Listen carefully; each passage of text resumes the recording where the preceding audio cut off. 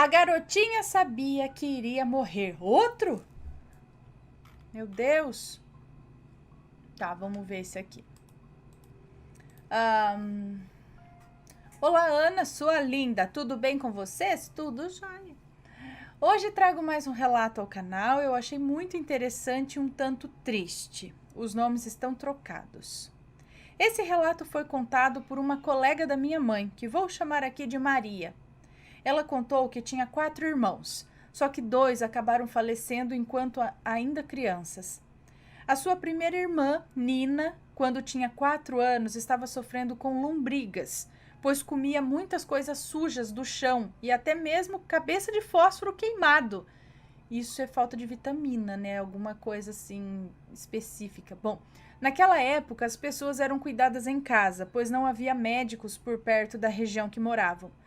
E tinha também as benzedeiras, mas os pais da menina não acreditavam muito nisso. Certo dia, a Nina disse à sua mãe: Mamãe, você pode passar aquele vestidinho bonito meu? Posso sim, minha filha, mas onde você vai usá-lo? E ela disse: Eu vou embora com o papai do céu e quero ficar bem bonita para quando eu partir. Ai, credo, gente, imagina. A mãe de Nina ficou assustada com o que ela disse e respondeu: Não vai embora não, filha, você vai sarar logo logo. Não vou, mamãe. O papai do céu disse que eu vou embora com ele amanhã. Eu não vou mais morar com a senhora, eu vou morar com ele, lá no céu. Apesar do susto momentâneo, a mãe da menina não deu muita bola para o que a filha disse. No dia seguinte, a Nina voltou a falar com sua mãe, dizendo assim: Mamãe, a senhora ainda não arrumou meu vestidinho? Eu preciso ficar bonita para o papai do céu. Mesmo relutante, a mãe de Nina passou o vestido dela, deu-lhe um banho e deixou ela bem vestida. Ai, credo. Parecia que ela já estava se conformando que realmente ia perder a filha, mas não se desesperou, pois sentia que o seu sofrimento estava para acabar. Agora eu vou deitar, mamãe, ela disse. O papai do céu já vai vir me buscar. Mas não fica triste, não precisa chorar. Eu vou ficar bem, lá no céu. Nisso, a Nina abraçou a mãe e foi se deitar, toda arrumadinha, do jeito que queria. Um tempo depois, aquela senhora foi vê-la no quarto. Parecia estar dormindo, mas ao checar mais de perto, viu que Nina já havia falecido. Estava até com um semblante bem sereno. Por mais incrível que pareça, não chorou ao ver sua filha morta na cama, já que sabia que Nina estaria junto a Deus.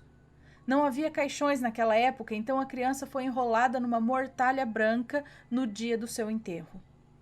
Eu e a minha mãe ficamos chocadas com essa história. Eu fiquei com pena da Nina. Imagina que triste ouvir seu filho te dizer algo assim. Bom, esse foi o relato, Ana, triste e intrigante. Espero que tenha gostado. Um forte abraço em você e em toda a sua família. Beijão. Um beijo. Meu Deus. Credo. Assim, todo mundo gostaria de partir assim, acredito, né? Tipo, vou deitar ali, vou escolher a roupa e vou partir, né? Tipo, aparentemente ela deitou, dormiu e foi. Mas saber disso...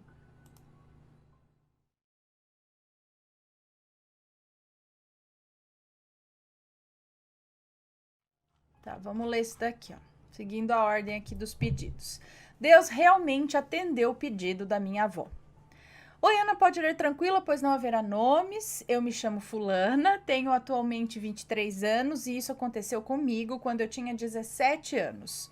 Sou de Teresina, no Piauí, e acompanho o canal desde o especial sobre Annabelle. Bem, vamos ao relato. A minha avó teve 14 filhos, sendo que uma faleceu ainda bebê. E em 2012, o segundo filho mais velho dela acabou tirando a própria vida, deixando todos muito tristes e em choque. Ela, como uma mãezona que era, não suportava a imensa dor de perder um filho, ainda mais dessa forma. E além do mais, ela dizia que quem comete esse tipo de coisa não sobe para o céu e nem desce para o inferno, fica vagando até chegar o dia em que realmente seria o dia de sua morte. O sofrimento dela era enorme. Diversas vezes eu vi a minha avó pedindo para o meu tio vir buscá-la.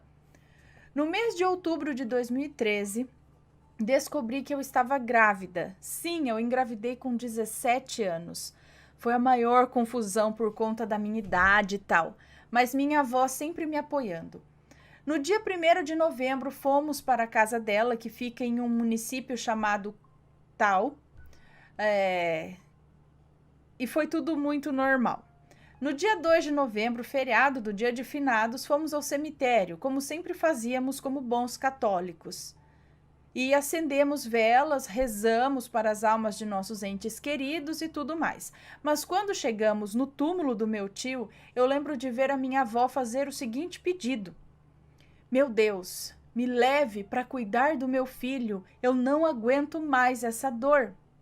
E a minha tia falou assim: Mãe, mas e nós, os seus outros filhos? E ela disse assim: Vocês são muitos, podem cuidar um dos outros. E ele está lá, sozinho, porque tem que pagar pelo que fez.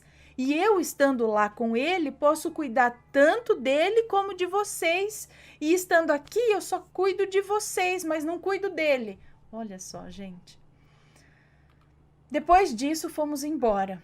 À noite, estávamos todos sentados na frente da casa da minha avó, no lugarzinho que ela sempre sentava, e do nada ela falou: Quando eu morrer, é para acender as velas aqui, onde eu tô. Todos ficamos sem entender e pedimos para ela parar com aquilo. No dia seguinte, dia 3 de novembro, acordei com um cheiro muito forte de castanha de caju assada e estranhei, pois só assávamos castanha à tarde, quando todos estavam reunidos para ajudar e tal. E eu perguntei para minha avó por que estavam assando tão cedo. E ela disse: Porque à tarde vocês não terão tempo, estarão muito ocupadas.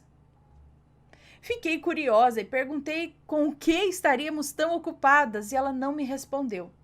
Perguntei pelo meu avô e ela disse que tinha pedido para ele ir até o mercado. Minha tia chegou me chamando para ir fazer umas compras com ela e minha mãe não deixou por ser início de gravidez. E ela não queria que eu andasse de moto, né? Mas a minha avó insistiu para que eu fosse e eu acabei indo. Eu acho que no fundo ela não queria que eu nem o meu avô presenciássemos aquela cena. Que cena? Essa parte eu sei porque a minha mãe presenciou e me contou. Quando eu saí de lá, minha mãe falou que a minha avó disse a seguinte frase: O dia está tão bonito hoje e hoje é o dia em que eu vou morrer. Gente, ela disse isso para minha mãe e a minha mãe chora quando se lembra. E a minha mãe pediu para ela parar com essas conversas, nada a ver, e foram limpar a casa. Cerca de 10 minutos depois, a minha avó começou a se queixar de dor no peito e a minha mãe foi cuidar dela. Minha avó pediu para ver o filho mais velho dela e disse a ele que estava com a maldita dor do peito de novo. Ele pediu para ela respirar fundo e minha mãe falou que ela puxou o ar, mas não soltou. Ela apenas revirou os olhos e se urinou. Ela infartou. Nessa hora ligaram para mim e avisaram que ela estava passando mal. Quando eu cheguei, encontrei a seguinte cena. Minha mãe desesperada no sofá, gritando: Tua avó morreu, tá? Tua avó morreu, a tua avó morreu. E eu, sem entender nada, fui até ela, pois o meu tio havia colocado ela no quarto e ela estava desacordada. E já estava até meio gélida. Então, aí somente eu entendi o que possivelmente poderia estar acontecendo, mas eu não queria aceitar. Levaram a minha avó para o hospital, fizeram de tudo, mas não conseguiram reanimá-la. E logo informaram o falecimento dela.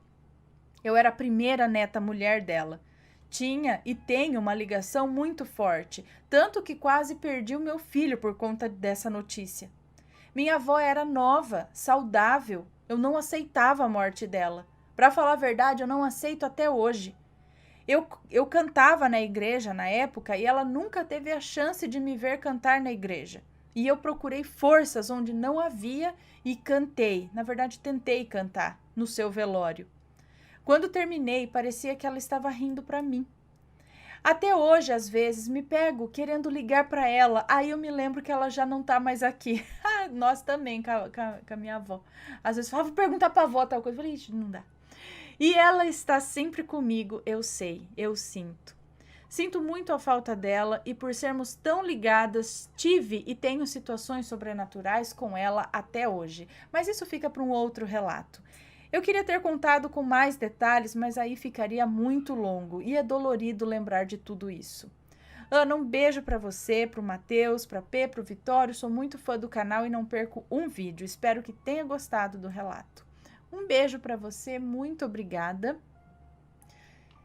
Então, estranho isso, né? A pessoa quer tanto e acaba conseguindo.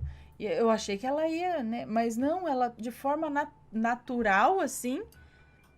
Ela sabia que ia ser o dia e infartou. Como assim? Alguém veio avisar? Será? E ela não falou pra ninguém?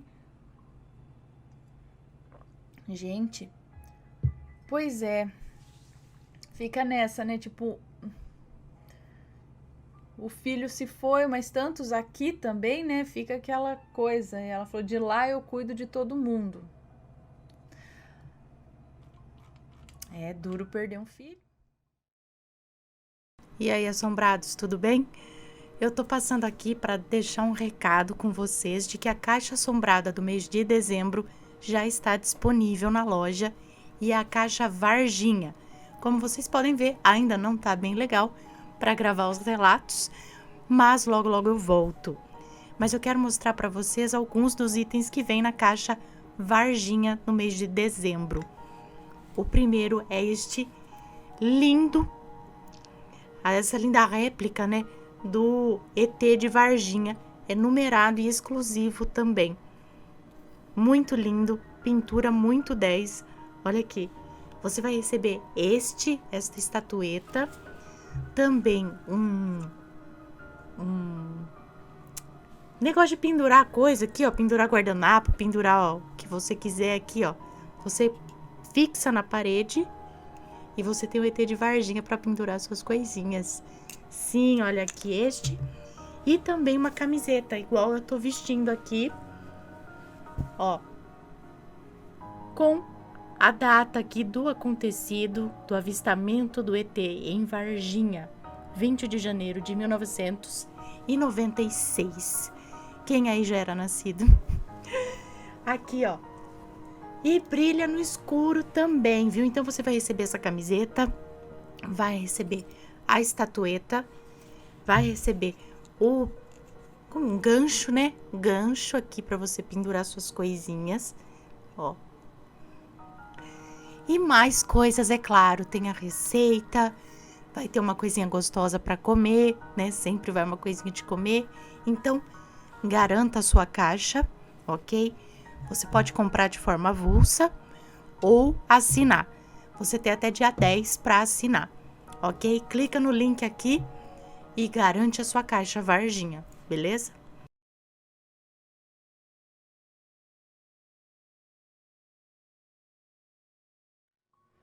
Vamos lá começar com o relato, então. O título desse relato está assim: Este relato de outro mundo mudou a minha vida e irá mudar a sua.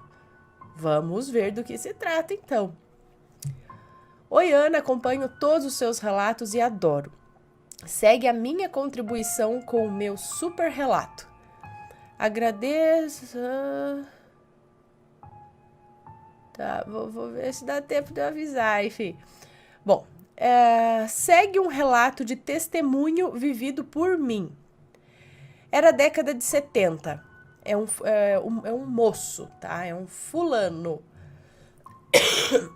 Era a década de 70. Eu, na ocasião, tinha por volta de 8 anos de idade.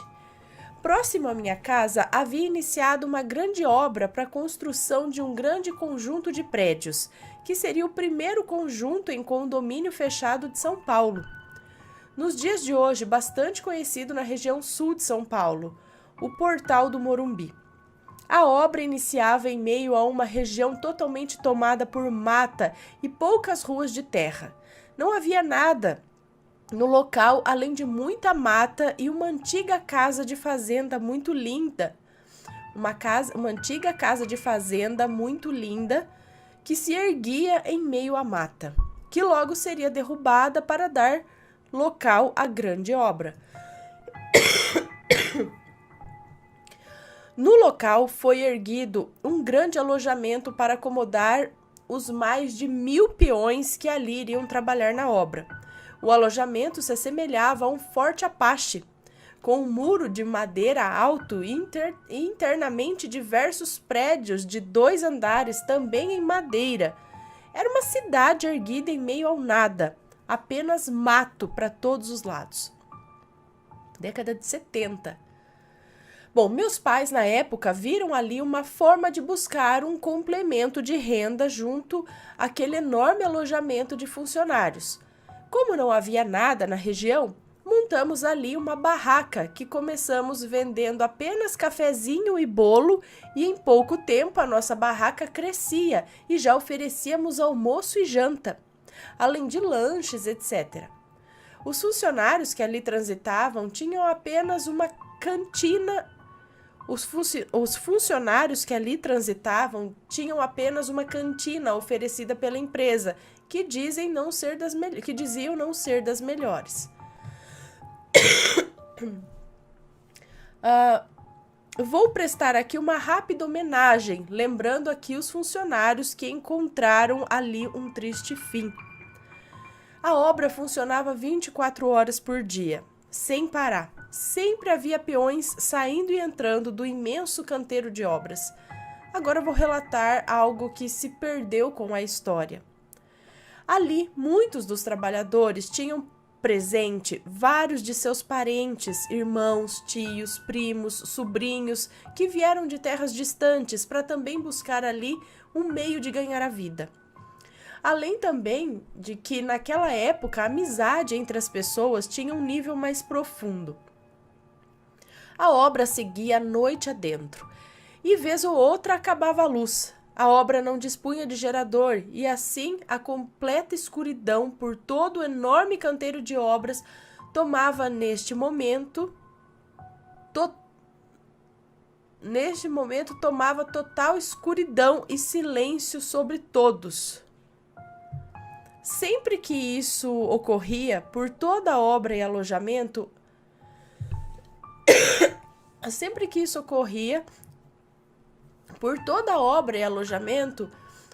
toda a obra e alojamento era tomado por um silêncio extremamente sombrio.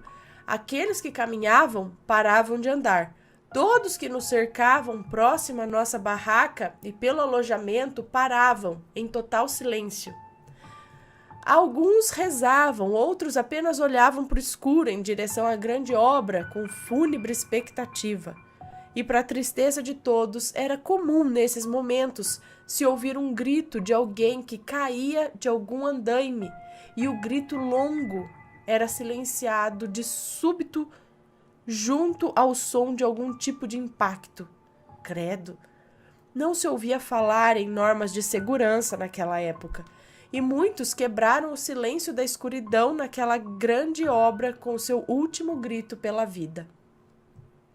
Eu, embora fosse criança, sempre estava por ali ajudando meus pais nos afazeres, retornando para casa apenas para dormir, enquanto os meus pais seguiam ali com a nossa barraca, que também era 24 horas. Certa noite, nossa barraca ficava bem próxima ao portão principal do grande alojamento.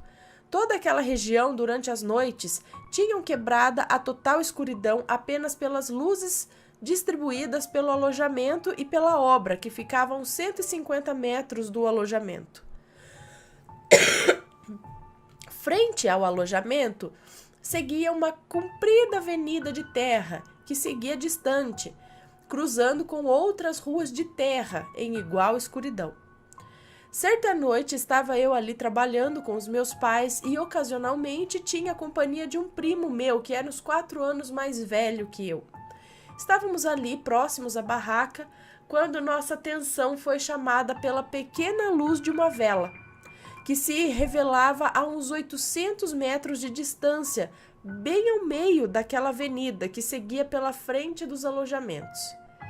Eu e meu primo fomos tomados por um espírito de molecagem e, como tomados pelo espírito de aventura, falamos um para o outro: vamos lá? Avisamos os meus pais, que nos autorizaram e nos orientaram para a devida cautela. Saímos caminhando pela estrada de terra em direção à solitária vela que se mantinha acesa. No caminho, fui identificando a vela estava em meio a uma encruzilhada. No caminho fui identificando, é isso? E a vela estava em meio a uma encruzilhada que ficava mais adiante. Lembrava eu que em uma daquelas esquinas dispunha de uma antiga casinha de madeira, que eu nunca havia visto uma alma viva e deveria estar abandonada.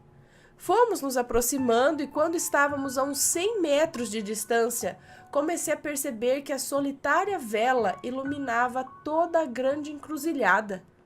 Era uma noite sem vento e a pequena vela atingia todo o cruzamento com sua luminosidade. Quando estávamos a uns 50 metros, estranhando,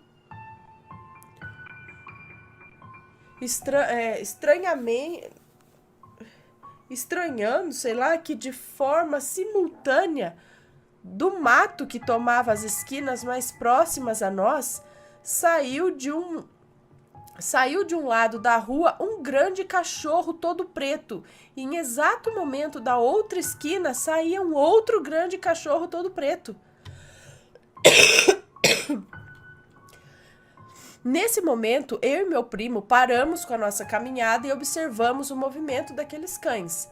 Os cães, ao saírem das esquinas opostas em igual exato momento, foram caminhando em passos calmos até o centro da encruzilhada, onde se localizava a vela. Quando se aproximaram, cada um deitou-se ao lado da vela, ficando a vela ao centro e um cachorro de cada lado, que agora, de pescoço em pé, ficavam deitados em posição de guarda, olhando em nossa direção. Nós, imbuídos com o sentimento que nos motivava a chegar até a vela, percebemos naquele momento que eram 2 cachorros que atrapalhavam a nossa missão. Meu primo mais velho e assim mais corajoso falou de pronto: "Ah, vamos espantar esses cachorros!" Passou a mão em uma pedra e começou a arremessá-las em direção aos cães. Eu fui na onda e passamos a jogar pedras, sem nos darmos conta de imediato que nossas pedras não chegavam ao seu destino. Quando, de forma tranquila e vagarosa, o cachorro branco... Branco? Mas não era preto? Ou eu li errado?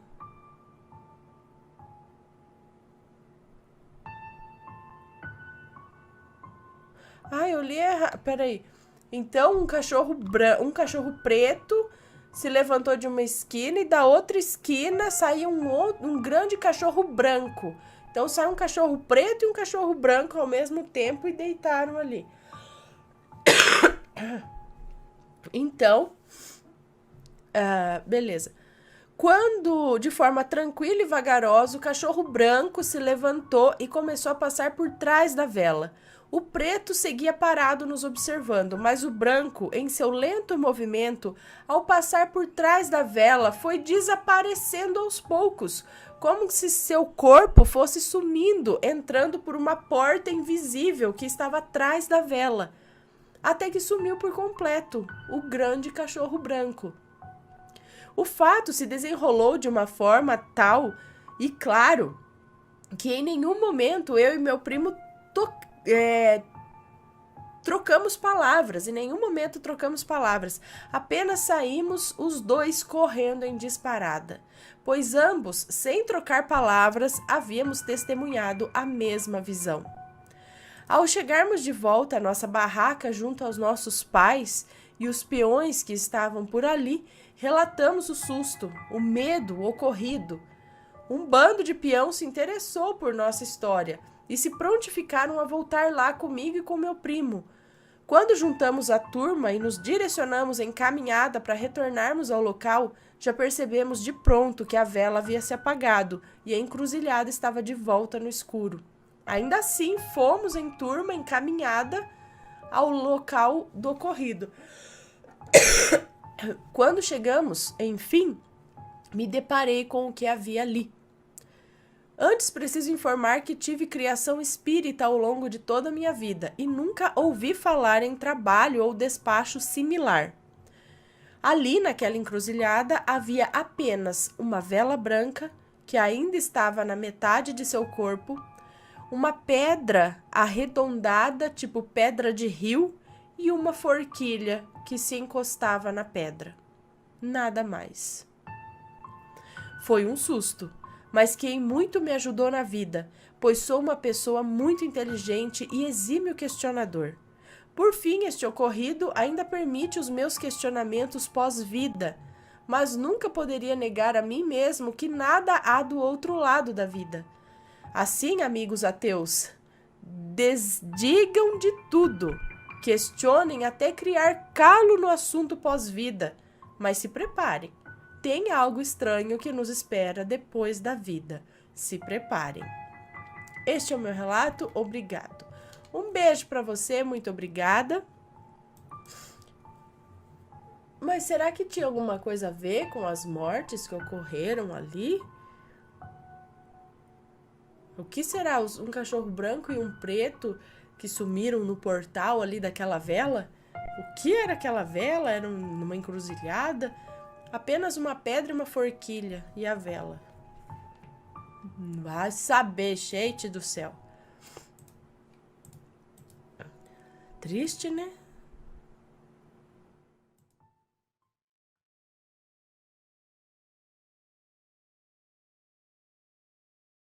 Louva a Deus é o relato. Vamos ver do que se trata. Olá, Aninha. Estava aqui vendo relatos e vi um sobre louva a Deus. Nem eu lembro, gente. Qual que é? Achei que deveria contar algo que aconteceu no velório da minha mãe. Então vamos lá. Minha mãe sempre foi uma mulher forte, de muita saúde, era evangélica, amava cantar na igreja, louvava o Senhor todos os dias. Um certo dia ela apareceu gritando e chorando no quintal. Eu moro no mesmo quintal. Fui ver o que tinha acontecido. Ela então, chorando, me disse que na cama dela, embaixo do lençol, estava cheio de bicho. Aqueles bichos de carne podre, sabe? E que estava caindo do teto. Ela estava muito assustada. Eu, sem entender nada, tentei acalmá-la. Então foi feita a faxina, os bichos retirados e continuava caindo bicho do teto. Eu então resolvi subir na parte de cima da minha casa, em construção, com uma escada de madeira, e descobri o motivo. Era uma pomba morta no telhado. Bom, caso resolvido. A pomba estava cheia de bicho e estava caindo bicho dentro da casa, pelo teto. Bom, caso resolvido, só que não. Minha mãe começou a adoecer, sentia dores nas costas. Não demos muita atenção, achei que fosse algo simples. Mesmo assim, foi ao médico que receitou um remédio, mas as dores continuaram. Um exame mais completo e veio a notícia trágica de um câncer no fígado. Os médicos deram 3 meses de vida e realmente foi 3 meses. Foram 3 meses que passaram voando. Nós corremos contra o tempo para tentar salvá-la, mas foi em vão e ela partiu. No velório, notei um louva-a-Deus no teto da capela, bem em cima do caixão. Mostrei para todos que estavam lá. Ele permaneceu a noite toda no teto. Até a hora do caixão sair, minutos antes, fizemos uma oração com os irmãos da igreja com olhos fechados. Quando abri os olhos, o louva-a-Deus sumiu. Achei isso estranho. Ficou em meu pensamento que ele estava aguardando para levar a alma dela. Agora que vi um relato parecido, acredito ainda mais nessa explicação. Sobre o pombo morto no telhado, não sei o que quer dizer. Espero que goste desse relato. Obrigada, Deus abençoe. Um beijo para você, muito obrigada. Espero que não seja trabalho também que fizeram, né? Mas o louva... Agora eu não tô lembrando do outro relato que eu contei sobre louva a Deus nesse sentido. Eu não lembro, gente. Mas se alguém tiver alguma história parecida, manda aqui.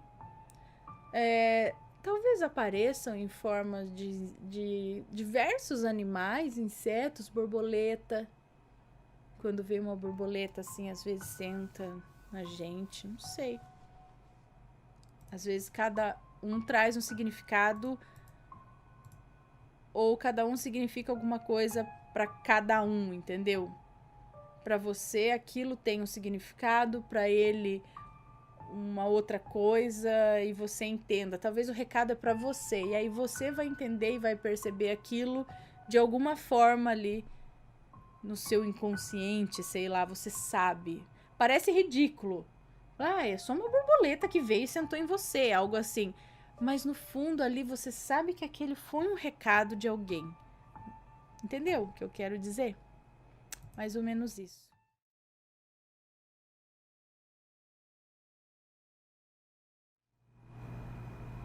Vamos lá. Tá rolando musiquinha. Deixa eu ver se tá tudo certinho. Tá. O grupo. Bom, Ana, vim contar um pouco sobre a minha vida e o que vivi. E o que eu acho que vou viver. É um moço que nos conta.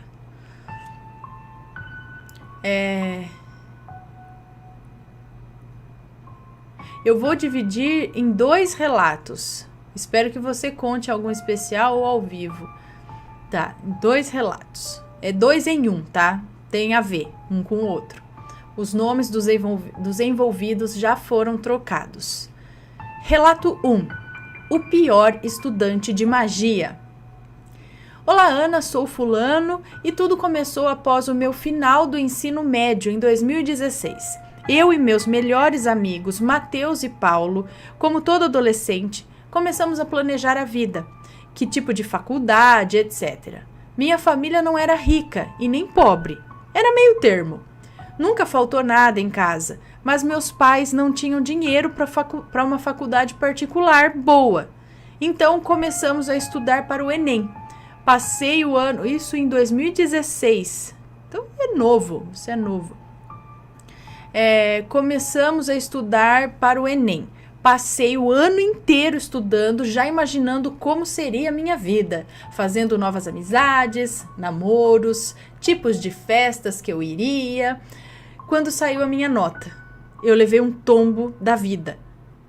A minha nota não atingiu o suficiente que a faculdade particular exigia. Faltava 2 pontos. 2 pontos.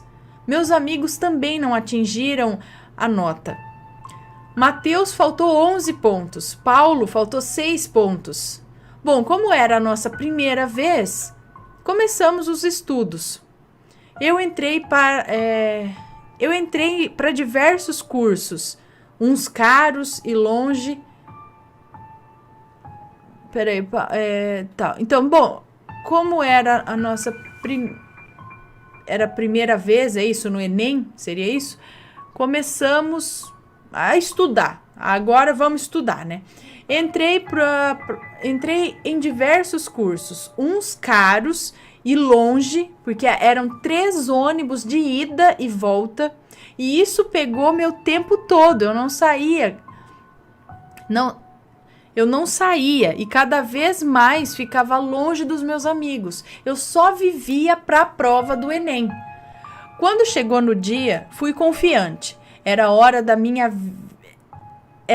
Quando chegou na hora do outro Enem, é isso? Eu fui confiante. Era a hora da minha vida ir para frente. Ana, mais um tombo. Faltou 2 pontos de novo. Entrei em depressão. Eu não tinha mais amigos. Eu gastei todo o dinheiro que eu tinha em aulas e nos ônibus. E até o dinheiro que os meus pais tinham me dado. Na época, e até o dinheiro que os meus pais tinham me dado, gastou tudo. Na minha carteira só tinha R$10. Naquele dia eu fui caminhar, andei, passei na frente da faculdade, olhava as pessoas alegres, sendo bem recebidas. Quando vi o Mateus e o Paulo se matriculando, alegres. Logo eles, que nem estudavam, ficavam indo em festas. Eu vi as fotos que eles postavam no Instagram, no Facebook. Meus amigos que eu deixei de lado para passar o ano estudando para a prova. E eles alegres, comemorando por ganharem bolsas em faculdades particulares e até em outros países. Nossa, isso me desanimou em tudo. Eu fui direto para a casa da minha falecida avó. Eu tinha chave na época. Eu só lembro de sentar no chão e chorar. Naquela casa vazia e úmida, eu não sabia se ficava feliz pelos meus melhores amigos ou com raiva. Quando começou a chover forte, e aí liguei para os meus pais avisando que estava com amigos e que eu ia passar o fim de semana na casa deles. A minha mãe achou estranho. Ela sabia que eu não tinha mais contato com os meus amigos, mas acabou concordando. Eu menti descaradamente. Eu não tinha cara para contar a minha nota no Enem para eles. Eu passei sábado e domingo na casa vazia da minha avó, sentado no chão. Então, no sábado, assisti um relato de algum assombrado sobre pactos com demônios. E após o relato ao vivo, passei a madrugada toda só mexendo no celular, pesquisando e pesquisando no Google sobre magia no geral. Opa, olha lá, não tenho culpa de nada. Pesquisando sobre magia no geral. Voltei para casa na segunda-feira e comecei só a me dedicar à magia. Fui em várias religiões e cultos e até em cultos satânicos para aprender mais sobre a magia luciferiana. Nessa jornada de estudos sobre a magia, descobri que eu era muito sensível a diversas energias e aprendi a desenvolvê-las. Naquele ano, 2017, não fiz o Enem. Então, ele fez em 2015 e em 2016, é isso? Não. O ensino médio terminou em 2016, então, peraí, fez 2 Enems ou fez um só? Em 2017 não fez, sei lá. Como eu escondia para tudo e para todos meu ano de estudos mágicos, assim fui taxado de encostado pela minha família. Meus irmãos já trabalhavam, tinham suas casas, tinham seus carros. Ana, eu sou o filho mais velho. Meus irmãos tinham na época 20. Eles tinham na época 20 anos e 18 anos. E eu com 23 anos. Peraí, mas com quantos anos você terminou o ensino médio? Eu tô perdida nas datas aqui, ó. Enfim, e eu com 23 anos. A minha vida estava parada. Agora ele tem 23, é isso? Mas peraí, não faz? 2017 foi ano passado, então eu tinha 22. Bom, meus irmãos tinham na época 20, 18 e eu com 23. A minha vida estava parada, então comecei a procurar emprego. Imprimi vários currículos. Lógico que não fui chamado para nenhuma entrevista. Eu não tinha nenhuma experiência com nada. Foi quando, indo para uma feira de livros usados perto da minha casa, que eu encontrei o Paulo e o Mateus. Eu os reconheci, mas eles não. Eu me senti invisível, era como se toda a amizade tivesse sumido. E eles com as namoradas e eu com nada. Cada vez mais gordo, cheguei a perder cabelo, minha cara tinha ficado cheia de espinhas que aos meus 16 anos eu não tinha. E naquele mesmo dia peguei meu caderno de anotações, que os mágicos chamam de grimório. Para mim só era um caderno de anotações mesmo. Procurei em uma página sobre os demônios que fazem um pacto específico. Demônio que me daria uma mudança de vida que eu sempre quis. Não pensei 2 vezes, comprei uma galinha preta e fui para um cemitério. e fui para um cemitério onde a minha avó foi enterrada, com alguns artefatos para invocação. E quando chegou na hora de matar a galinha, eu tremi, olhei nos olhos dela e senti dó. E lembrei que um mago satanista disse que se um demônio precisa de sangue, ele é fraco, pois o sangue de algum animal... Pois se o sangue de um animal o fortalece, ele pode até lhe dar o que o invocador pede, mas ele vai pedir mais e mais. Bom, fazendo um círculo... Tá, peraí. Então, se um demônio precisa de sangue, ele é fraco, pois o sangue de um animal o fortalece.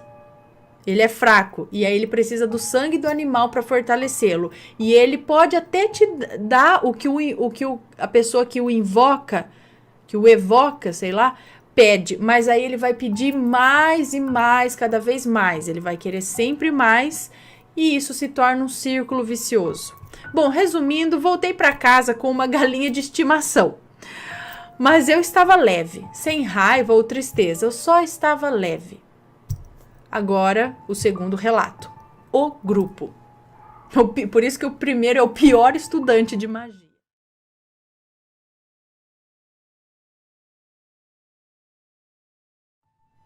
Eu quero ler esse aqui, ó. O pote de creme para cabelo.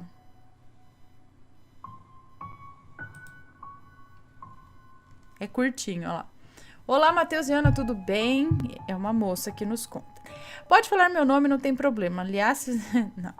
Então, meu nome é Fulana e hoje eu vou contar para você o único e espero que último acontecimento sobrenatural que aconteceu comigo. Não é grande coisa, pode até não ser algo sobrenatural, mas para mim pareceu e muito. Ele começa em um dia que não estava indo muito bem desde manhã. Era umas 3 ou 4 da tarde. Eu estava saindo do banho e, como tenho o cabelo ondulado, fui pentear e passar o creme para cachos. Até aí tudo bem, normal. O problema foi quando derrubei o pote no chão. Chorei. O creme se espalhou todo no chão. Aí eu fui lá, limpei, eu estava abaixada e me levantei para lavar as mãos. Aí eu abaixei de novo para fechar o pote e colocar no armário, que fica debaixo da pia. Quando eu vejo que o creme tá todo espalhado de novo. Sendo que eu tinha acabado de limpar. E juro que eu tinha limpado tudo. Eu quase morri do coração pelo susto. Não é grande coisa, mas pra mim, por ser a primeira vez que algo assim acontece, principalmente porque eu estava sozinha em casa, foi bem bizarro. Beijos, amo você e seu canal.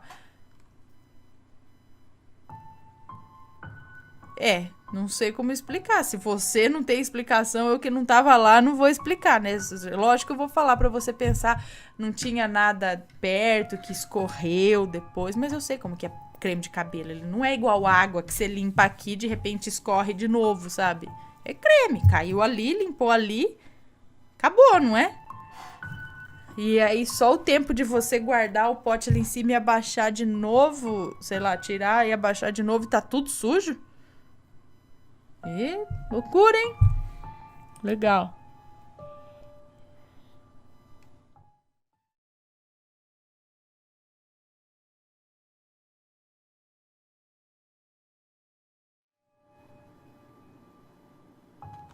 Não achei, gente, mas eu achei um aqui. Portal para Sete Além no hospital. Vamos ler? Olá, Ana, meu nome é Fulano e hoje eu venho aqui contar o meu relato. Todos os nomes citados aqui estão trocados, então pode contar este relato tranquilamente. Obrigada. Ana, isso aconteceu entre 2016 e eu tinha 17 anos na época. Eu nunca tinha ouvido falar no termo Sete Além. Nunca tinha ouvido falar no termo Sete Além antes disso, mas eu comecei a ouvir relatos de outras pessoas no canal sobre Sete Além e lembrei desse ocorrido. Foi no começo de 2016. Eu estava passando muito mal na época, eu tinha problemas na faculdade e olha que nem tinha entrado direito nela ainda. Estava morando com a minha melhor amiga em uma casa que nós alugamos. E então, em um dia que eu estava muito mal a ponto de não conseguir levantar da cama, minha namorada veio até minha casa e me buscou e me levou até o hospital. E daí você já sabe, aquela coisa toda, mostrar seus documentos, esperar o médico te chamar, etc. Mas naquele dia tinha alguma coisa esquisita. Eu preferi não dizer nada, mas estava um clima muito estranho no hospital. Era como se tivesse pessoas me observando, mas só tinha eu e a atendente, a minha namorada, né, e uma moça com um bebê no colo. O médico me chamou e entrou dentro da sala de novo. Eu fui até o consultório, mas Ana, quando passei por aquela porta, estava tudo muito estranho. A luz do consultório estava piscando muito e tinha um homem sentado na cadeira do consultório. Há mais uma coisa, não era o mesmo homem que tinha me chamado, porque eu me lembro perfeitamente da aparência dele. Mas eu, mesmo assim, sentei na cadeira na frente dele. Ele apenas me encarava. Tinha olhos amarelos esquisitos e eu falei um oi meio sem graça e ele apenas me disse: "Você não está indo para Sete Além, está?" E imediatamente apontou o dedo indicador para a porta do consultório. Eu comecei a ficar com muito medo daquilo tudo, então me levantei e saí da sala dele. Ana, quando eu saí daquela sala, era o mesmo hospital, mas com uma aparência muito estranha. Nada estava como antes. Eu me dei direto com o salão principal do hospital e não tinha ninguém, nem a minha namorada e nem a moça com o bebê no colo. Eu olhei para a atendente, Ana, e ela tinha 8 olhos enormes e pretos como uma aranha e senti um cheiro muito podre de carne. Olhei para o canto do salão principal e vi uma coisa como um bebê comendo carne podre de uma forma animal e carnívora. Aquilo era assustador para mim, então eu corri e fui para os corredores daquele hospital. Ana, aquele hospital é enorme, muito grande mesmo. Parecia que não tinha fim nos corredores. Nos corredores vi coisas absurdas, impossíveis de existir. Vi mutantes com 4 braços, sem rosto. Aquilo estava demais para mim. Até que eu entrei no banheiro do hospital e veio uma senhora cadeirante na minha direção. Ela não era como os outros que tinha visto. Ela era comum. Ela olhou para mim com uma cara muito zangada e disse: "Vá embora, aqui não é o seu lugar." Então eu caí no chão e fechei os olhos e senti uma pancada muito forte nas costas. E quando abri os olhos, estava no banheiro do hospital.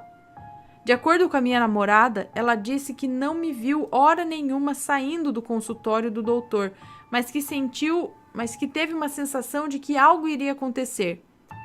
Eu conto essa história para muitas pessoas, nenhuma acredita. Espero que vocês acreditem em mim. Ana, esse foi meu relato sobre Sete Além. Beijos, amo o canal Dá um abraço no Matheus e um beijo nos bebês vampiros. Me perdoe por qualquer erro. Muito obrigada. Mas e aí, você surgiu no hospital e o médico que fala? Você entrou ou não entrou no consultório? Você ficou em off? Você sumiu? O que o médico diz? Porque ele não te chamou para dentro do consultório? Mas aí, você entrou, fez a consulta, não fez? Sete Além, hein?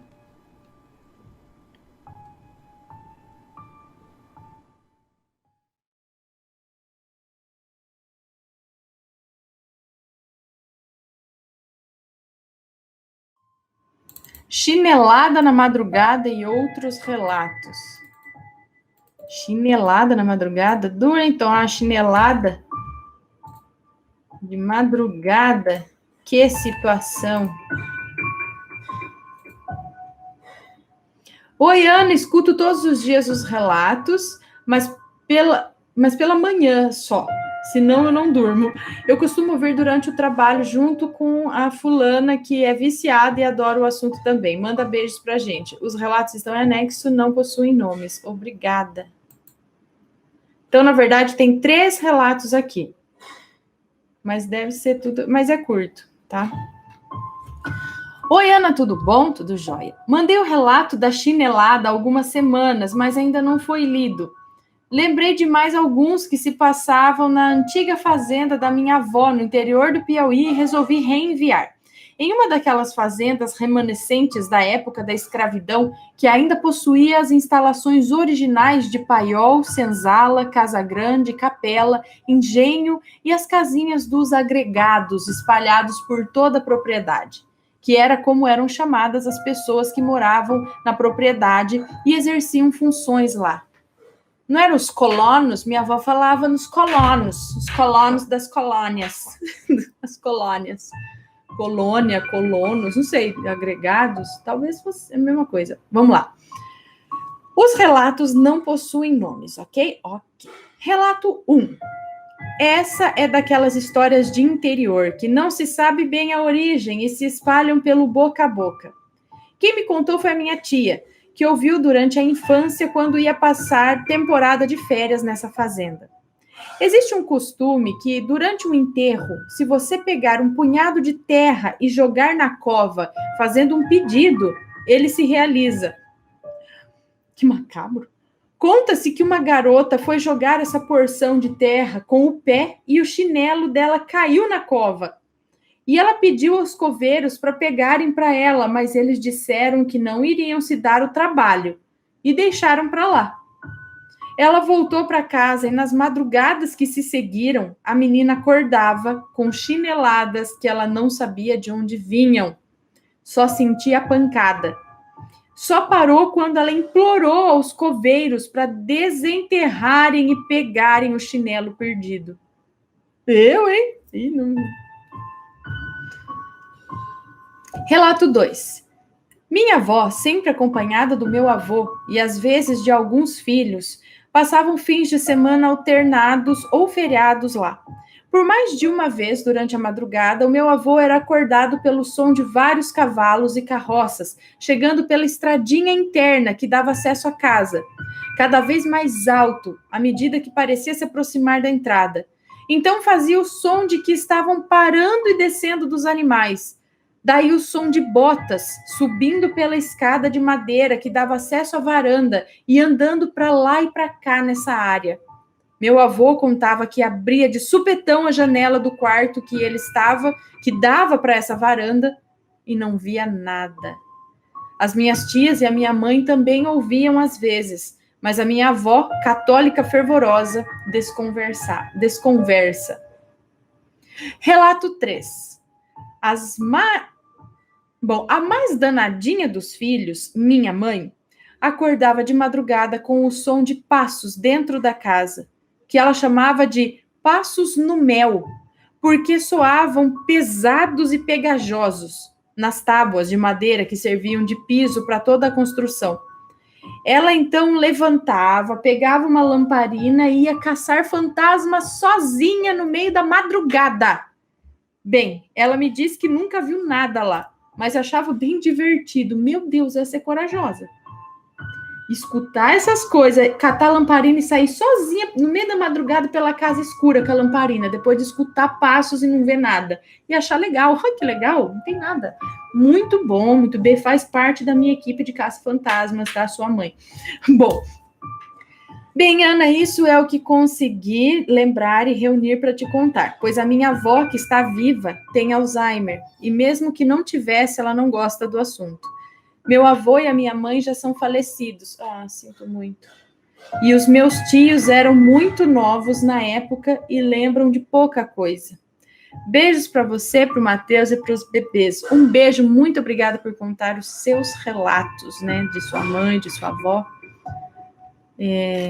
Essas fazendas, gente, eu falo, minha mãe também já viu coisa, né? Fazenda.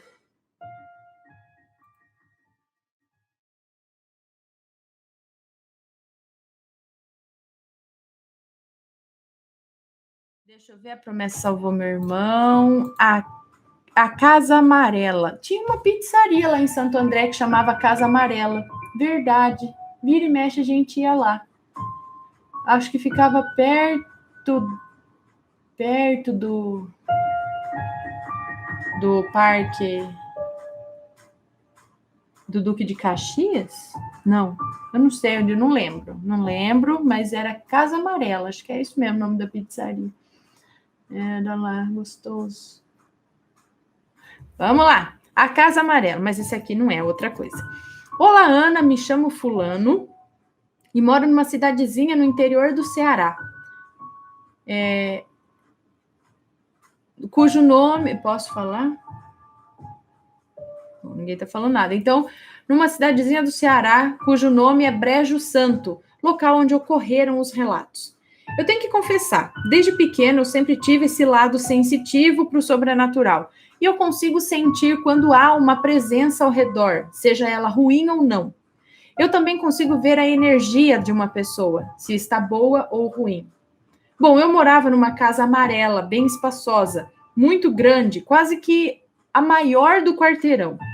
Lá na casa tinha 4 quartos grandes e um quarto pequeno, 5 banheiros, uma sala de estar, uma cozinha, 2 salas de jantar, mas uma era junto com a cozinha. O primeiro relato ocorreu no quarto chamado de Quarto dos Estudos, porque o meu pai tinha o hábito de estudar lá. Tinha um corredor gigante com portas para os 4 quartos grandes, e nesse dia eu não sei bem o porquê eu estava correndo, não sei bem porquê de eu estar correndo nesse corredor, mas na hora em que eu passei pelo quarto dos estudos, eu vi uma mulher negra de cabelo Black Power mexendo no computador e sorrindo. Mas na hora em que eu voltei para olhar, ela não estava mais lá. Eu era pequeno, eu devia ter uns 10 anos. Nem dei muita bola e continuei pelo meu caminho para o quarto da minha mãe. Outro relato não aconteceu nenhuma nem 2 vezes, mas sim várias vezes. Eu e meu primo e o meu irmão tínhamos o hábito de dormir tarde. Tarde para nós, porque a gente ia dormir umas 11 horas da noite. Então, no meio da noite, nós escutamos passos pelo corredor. Porém, a gente achava que era nossa mãe vindo, ou até mesmo a mulher que cuidava de nós, a mulher que cuida de nós até hoje. Mas quando íamos olhar no corredor, não havia ninguém lá. A gente nem dava bola, falava que era só besteira e continuava jogando na TV. Outro relato que não aconteceu só comigo, mas sim com o meu irmão também, nós estávamos dormindo em uma cama de casal, quando do nada eu acordei e quando olhei para cima, eu vi uma silhueta de algo que não era humano. Parecia um cone oval de 2 pontas, uma em cima e outra embaixo. Eu estava paralisado por causa da paralisia do sono. E por causa do medo, eu não conseguia falar e nem fechar os olhos. O contorno daquilo era como se fosse de quando você desliga o canal da TV e fica aqueles rabisquinhos na tela da TV, o chiado lá, a estática, é isso? Bom, quando eu consegui me mover um pouco, o bastante para acordar o meu irmão, pasmem, ele também viu aquilo em cima de mim. Então ele me abraçou e a paralisia saiu de mim e não falamos nada até dormir. Esses foram os relatos de tantos outros que ocorreram nessa casa. Até mesmo eu vi um gato branco passando pela mesa, atravessando a mesa e a parede, não desviando, mas sim atravessando, literalmente. A minha mãe me falou recentemente que já foram mortas muitas escravas lá, e que lá já foi terreiro de macumba, das brabas, mesmo até sacrifício já teve lá. Ela também me falou que o meu tio é como eu, consegue sentir essas energias. E esses foram os meus relatos. Muito obrigado, Ana. Amo o seu canal, sempre que sai relato novo eu assisto. Beijão, muito obrigado pelo seu relato. Muito obrigada também por enviar o seu relato. Mais uma casa assombrada aqui, lugar onde as coisas estão sempre acontecendo.